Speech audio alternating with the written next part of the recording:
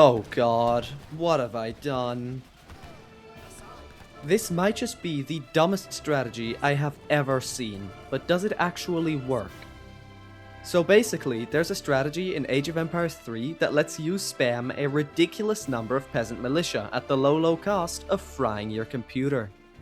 Now if you're already familiar with the game, you may know that militia are kind of shit in an actual fight, being used mainly to defend your base in emergencies. But today, we're aiming to change that and see if we can win a game using an endless horde of Canadians.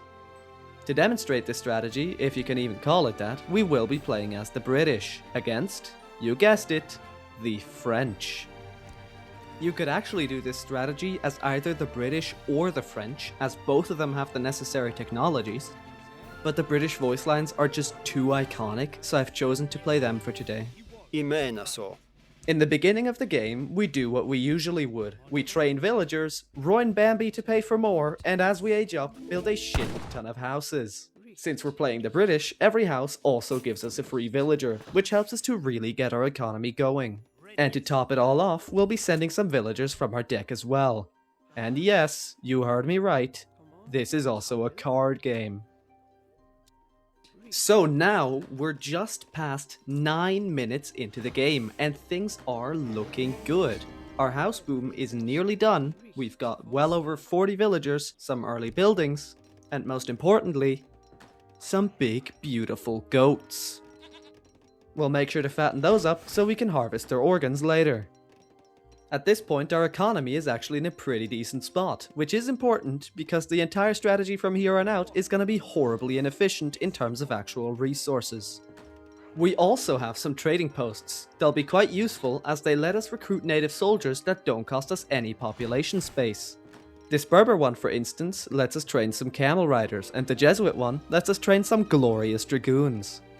Neither of these are really part of the main plan, but they're very handy for plugging holes while the actual plan is taking shape. We can, of course, also get some native techs, like making our buildings and walls 20% stronger, which will certainly come in handy. And by come in handy, I mean they'll slightly delay the moment when the French inevitably decide to kick in our front door. On the Atlas map, the one we're playing on today, there's this massive cliff conveniently separating the two players in the middle. We can just build a wall at the only passage and we don't have to worry about getting attacked ever again. Inevitably, and to no one's surprise, we're attacked literally 2 minutes later. Luckily for us, I've prepared well by training all of 0 soldiers. On the bright side though, the French attack consists only of a few musketeers and a few horses, so this is less of a full-scale invasion and more of a mildly aggressive house call. Unfortunately, they make it through our wall very quickly, which is a bit concerning because that wall was supposed to be my entire game plan for the next 10 minutes. Still, this is exactly the kind of situation militiamen are made for. So we quickly train up a few longbowmen and hit the panic button, summoning the first wave of angry peasants with guns. And honestly, for a bunch of temporary levies, they do a pretty okay job. The musketeers and horses get cleaned up, and before the French could do any real damage, we managed to shove them back out of the choke point. Now under normal circumstances, that would be the end of it. We call in the militiamen, they save our bacon, and we just delete them. You see, once we call out our militiamen, they start to lose hit points, until they're stuck at 1 HP and just eat up our precious population space. But today, this first call-in is actually a bit of a milestone, because these are just the first of countless militia that we'll be calling on. Milestone or not, I sent the nearly dead militia into the French base to die. No sense in wasting good housing. So with the immediate crisis dealt with, we patch up the wall, take a quick look around to make sure the French won't get any funny ideas, and get back to booming. Because if this strategy is going to work, we're gonna need stupid amounts of wood. Alright ladies and gents, we've spent a few more minutes developing our economy here, and I think we should be just about ready to get started on the actual exploit. Up until now, we have avoided aging up to the Imperial Age, which usually gets us the strongest upgrades by far, and that is so we can instead start the glorious revolution. We can go to one of our town centers over here and revolt to Canada. Unlike most revolutions, which absolutely ruin our economy, the Canadian one only pokes it a little. Instead of becoming revolutionary soldiers, our settlers just fight a little bit better, becoming Métis Pathfinders. In any other game, that would be all well and good, but in this one, we don't care about that. We're just here for the new deck. That's right, when we revolt, our deck is replaced by a new revolutionary deck. The Canadian deck is actually pretty bad. A lot of cards just give us units, which really isn't that useful this late into the game. It has a few strong cards, but one in particular makes this strategy actually work. Permanent Active Militias is a Fortress Age card in the Canadian deck. What it does is that it stops our militia from losing hit points. So instead of being half dead a minute after we train them, they're just mediocre and fully alive. We can go ahead and send that, and now we can get started massing these guys up. And the way we do that is actually quite simple. Under normal circumstances, we can only call militia from our town center, and we can do so only once. If we destroy our town center after we call the militia, however, we can simply rebuild it and call for militia again and again.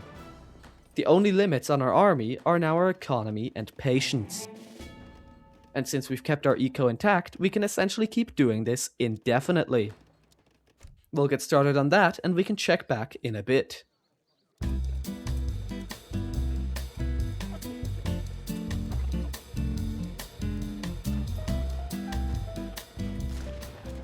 As you can see, we now have a bit of a force together, just about 1,000 out of 200 men, 900 if we don't count our economy.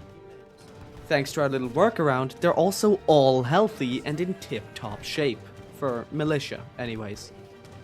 Which is good because they're just in time to fend off another French attack. Surely this is what World's Edge intended, right? Now don't get me wrong, by no means do we need to stop at such a measly number. But my PC did start making some strange noises at this point, so I decided it would have to suffice for the time being. And so we can now take the fight to the French. This is where the game actually starts to rebel against us, as we can only select 95 units at a time, and the pathfinding just refuses to work once we've reached critical mass, and I think we're far past that point. In light of this total collapse in pathfinding, and our frame rate, I might add, we'll just delete some of these buildings. These damn Canadians are just getting stuck everywhere. Whatever, stay behind, get left behind. Our massive army marches into the French base in this endless tide of soldiers. Our dear friend Napoleon has actually sent out some of his own militia, but they are simply no match for our legions of disposable infantry. And so they claim their first casualties. He even has a whole army of his own here, but it just doesn't matter. For every man we lose, 10 more fill the ranks. Now, on paper, militia do basically no damage to buildings. In practice, when you have 900 of them, buildings tend to die anyways. Just a little slower. His base gets absolutely trampled. He didn't even stand a chance. Oh, and you can just see his last unit here, executed by firing squad. Poor guy. We have lost almost 200 of our soldiers, but those are acceptable casualties when fighting against a few dozen foes and defenseless civilians. So, now that we've seen it in action, is the infinite Canadian militia build actually good? Could you win a game using only these militiamen? Technically, yes, but in reality, it's not all that good. Initially, I wanted to show off this strategy against a real player to make it a little more interesting, and I did play a few of these against real players. But the problem is that people are usually quick to catch on and just spam a dozen cannons, which can deal with this build quite easily.